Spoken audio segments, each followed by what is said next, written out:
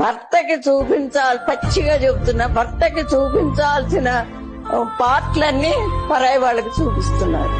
ఇప్పుడు మీరున్నారు, అందంగా కావాలి అని మనసులో అనుకుంటారు, ఏ ఆడపిల్లైనా అనుకుంటారు. అవును కదండి.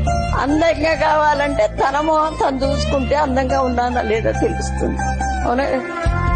ఎవరో చూడటానికి అందం వెనకాల. ఇప్పుడు నిన్న ఈ పూజకు వచ్చినప్పుడు కరెక్ట్ గా జాకెట్ ఈ బట్ట అంచు దాకా ఉంది. ఎవరు చూడటానికి తనకు అనిపిస్తుందా? తనకు కనిపిస్తుందా? తనకు అందం కావాలి. తనకు కనిపించేది ఏమిటంటే ముఖం ఒక్కటే. ఆ ముఖాన్ని నువ్వు సవ్యంగా పెట్టుకో. ఎవరి కోసమో చూపించడానికి ఎందుకు ఇవన్నీ?